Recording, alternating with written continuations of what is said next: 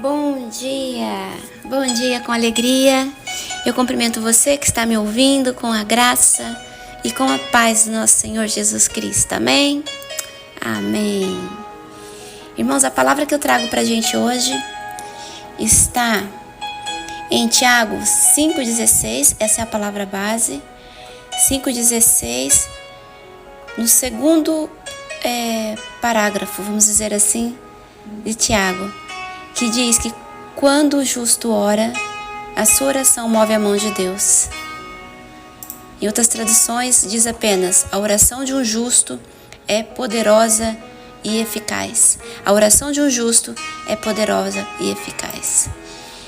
E depois eu tenho aqui 2 Reis, capítulo 20, do versículos 1, 2, depois do 5 ao 6, que diz: Naqueles dias adoeceu Ezequias de morte, e veio a ele o profeta Isaías, filho de Amós, e lhe disse: Assim diz o Senhor, põe em ordem a tua casa, porque morrerás, e não viverás. Então ele virou o seu rosto para a parede e orou ao Senhor. Então disse o Senhor Deus: Eu ouvi a tua oração e vi tuas lágrimas. Eis que te sararei ao terceiro dia, subirás à casa do Senhor. Acrescentarei a teus dias 15 anos. Nós vimos aqui, digamos que um exemplo de como a oração de um justo pode mover a mão de Deus, como a oração de um justo toca o coração de Deus.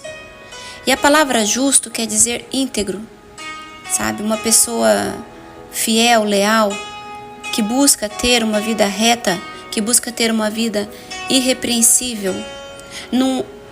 O Senhor não espera de nós uma perfeição de alguém que nunca erra. Ele espera um coração quebrantado, pronto a se arrepender e a não voltar a cometer o mesmo pecado a cada vez que erra. Então, quando Ezequias, aqui nessa passagem de Reis, quando Ezequias assumiu seu reinado, ele não fez com que, como seus antepassados que agiam de forma indigna perante Deus. Os antepassados de Ezequias, eles eram idólatras, eram infiéis, desobedientes. Eles levantaram estátuas e imagem para os ídolos e colocou essas estátuas, vejam só que abuso, dentro do templo do Senhor.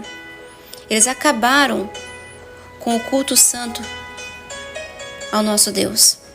Só que Ezequias era diferente. Então, quando ele assumiu seu reinado, a primeira coisa que ele fez, conta a palavra de Deus, que a primeira coisa que Ezequias fez foi reparar tudo aquilo que os seus antepassados tinham feito de errado.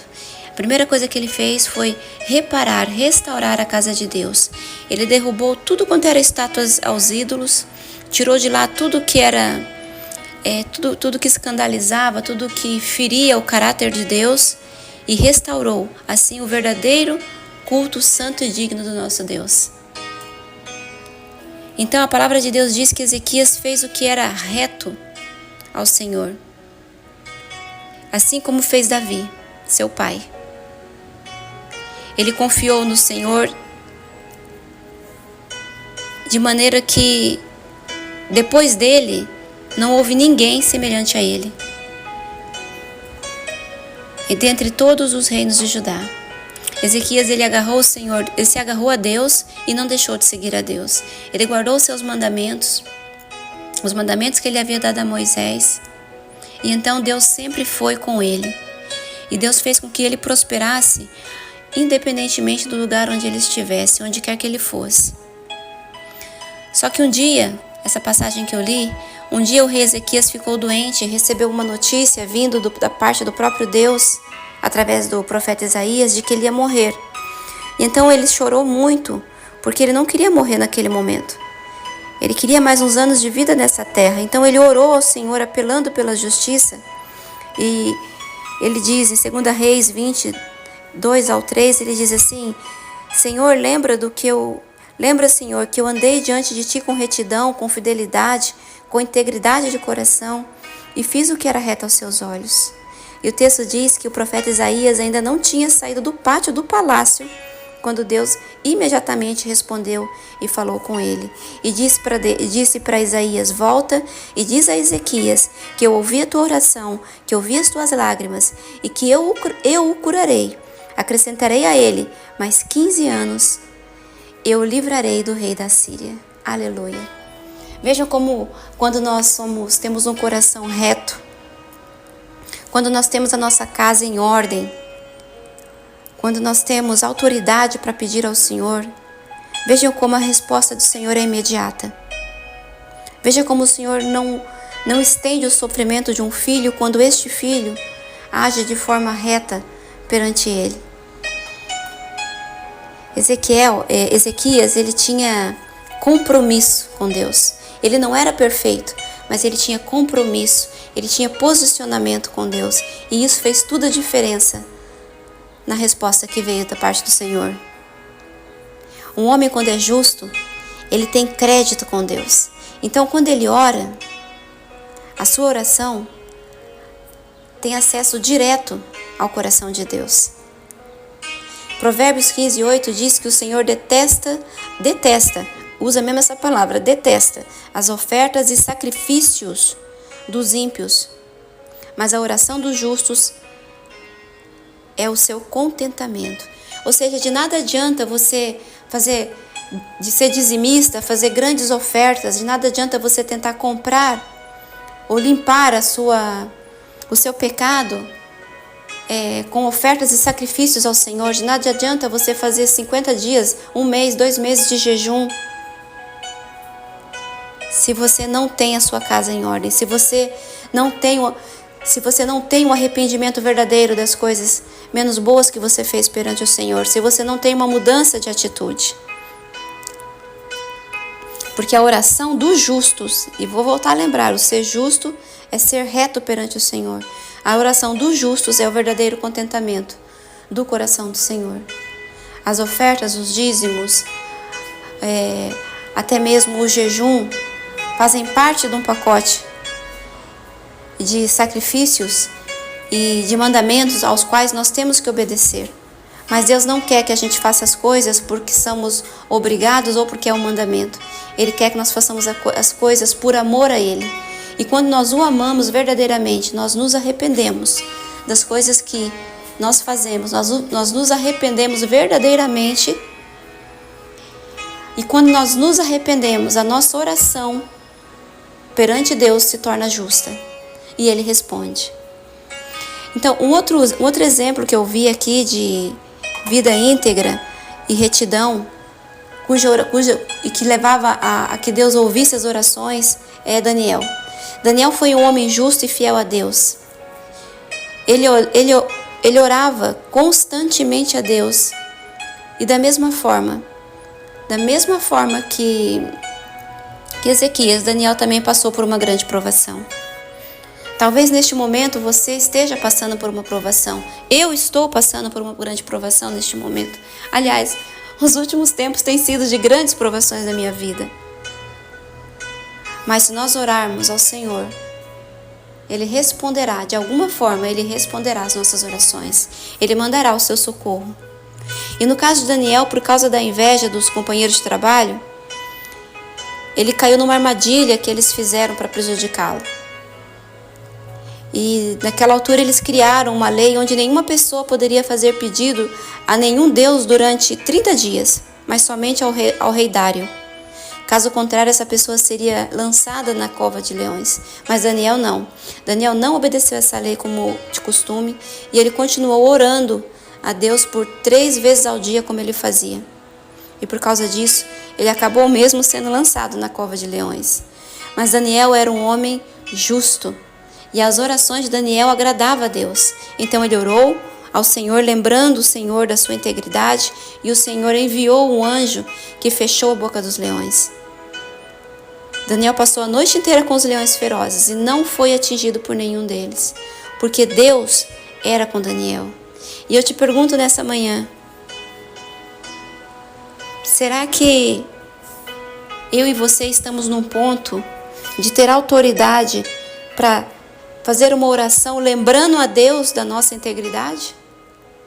Será que se eu tivesse que fazer hoje uma oração ao Senhor, pedindo para que Ele inclinasse os seus olhos e olhasse para a sua serva, para a minha integridade perante Ele, será que eu faria isso em verdade? Será que eu teria autoridade para fazer essa oração? Será que você teria essa mesma autoridade que Daniel teve?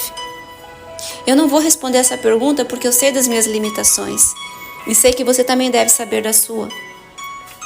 Mas a palavra de Deus também diz que Ele se agrada de um coração quebrantado. Então, se você neste momento detectou que você não é uma pessoa reta perante Deus e que por isso você não pode lembrar a Deus da sua integridade e por isso talvez Ele não possa responder ou não esteja respondendo de imediato as tuas orações, eu te convido nessa manhã a você dobrar os seus joelhos e aclamar para que o Espírito Santo te ajude nesta área em que você precisa de ajuda, para que Ele te ajude a se arrepender, para que Ele te leve ao arrependimento verdadeiro, que te leve a uma mudança de atitude, a uma retidão de caráter, para que você possa, nas suas próximas orações, lembrar ao Senhor da sua integridade perante Ele. Mas voltando aqui para o texto que escrevi, que estou a ler, assim como estes homens, eu e você, nós temos que ser justos, nós temos que ser íntegros, irrepreensíveis e fiéis e leais a Deus, para que no dia da minha adversidade, no dia da sua adversidade, nós possamos viver e ver o agir de Deus nas nossas vidas. A palavra de Deus diz que o pecado nos separa de Deus e o pecado impede que as nossas orações sejam respondidas. A palavra de Deus diz assim: certamente que a mão do Senhor não está encolhida para que não possa salvar, nem surdo o seu ouvido para que não possa ouvir. Mas as vossas iniquidades, os vossos pecados, fazem separação entre vós e o vosso Deus. E os vossos pecados encobrem o seu rosto de vós para que não vos ouça. Olha que está em Isaías 59. Do 1 ao 2. Olha quão grave isso é o nosso pecado perante Deus. O nosso pecado encobre o rosto de Deus para que Deus não nos veja e não nos ouça. A palavra de Deus também diz que Ele abençoa o justo e o protege com o escudo. Isso quer dizer que Ele cerca com suas bênçãos e dádivas. Ele nos cerca com bênçãos e dádivas. Em Salmos 34:17 diz: os justos clamam e o Senhor os ouve, livra-os de todas as suas angústias. Depois em 1 Pedro 3:12, os olhos do Senhor estão sobre os justos e os seus ouvidos atentos às suas orações, mas o rosto do Senhor é contra os que fazem o mal. Então eu vou concluir essa mensagem de hoje, que é um alerta para a minha vida e para a tua, para que a gente possa nessa manhã dobrar os nossos joelhos, pedir a ajuda do Espírito Santo que nos leva a um lugar de arrependimento, que nos convence do pecado, que Ele nos lembre de tudo aquilo que a gente possa estar fazendo de menos bem, que possa estar nos separando da face de Deus. E hoje eu quero que você consiga, assim como eu, que nós consigamos reconhecer em que parte da nossa vida nós não estamos sendo íntegros e fiéis a Deus. E que após pedir ao Espírito Santo ajuda para o arrependimento verdadeiro e sincero, nós possamos receber novamente as respostas do Senhor, as bênçãos do Senhor nas nossas vidas. Para que isso possa acontecer, que a gente possa voltar agora mesmo para Deus, que a gente possa clamar pela sua misericórdia. E eu sei que Ele nos perdoará. A palavra de Deus diz que um coração quebrantado e contrito o Senhor não despreza. E Jesus disse: aquele que vier a mim, de maneira nenhuma eu lançarei fora. Por isso, eu quero que você tome posse do perdão de Deus nessa manhã. Assim como eu tomarei posse do perdão que o Senhor vai liberar e já liberou para a minha vida. Tome posse através da promessa que Ele deixou em 1 João 1,9, que diz que se nós confessarmos os nossos pecados, Ele é fiel e justo para nos perdoar e para nos purificar de toda injustiça. E então busque ser fiel, busque andar em santidade, porque essa é a vontade de Deus para a minha vida e para a tua vida. Porque agindo assim, com certeza, eu e você teremos o favor de Deus nas nossas vidas. E seremos vitoriosos, e teremos todas as respostas que buscamos, e teremos vida e vida em abundância, uma vida plena, em amor, e teremos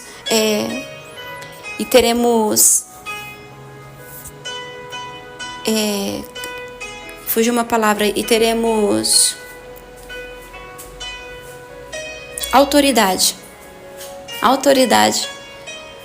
para lembrar o Senhor da nossa integridade, da nossa verdadeira integridade, da nossa fé, do nosso amor e da nossa obediência à sua palavra. Amém? Era essa palavra que eu tinha para nós hoje, para mim em primeiro lugar, porque fui eu que apanhei primeiro. Eu é que apanhei primeiro, irmãos, com essa palavra. Mas era essa palavra maravilhosa, porque essa palavra não veio para machucar, ela veio para mostrar o que não está bem, para mostrar a origem da nossa dor, que é o pecado que persiste e que ronda o tempo todo, 24 horas por dia, 7 dias por semana, a nossa vida. Essa palavra veio para poder sarar, para revelar, para que a gente possa procurar com a ajuda do Espírito Santo dentro de nós o que não está bem, para que a gente possa se rasgar perante Deus com a ajuda do Espírito Santo, nos arrependermos verdadeiramente e restaurarmos a nossa comunicação com Deus. Porque o coração de um justo, a oração de um justo, ela move a mão de Deus, ela quebranta o coração de Deus também. Amém? Fico por aqui hoje. Um beijinho no coração de cada um de vocês. Um ótimo domingo. E até o próximo domingo, se Deus quiser. E a gente sabe que Ele sempre quer. Amém.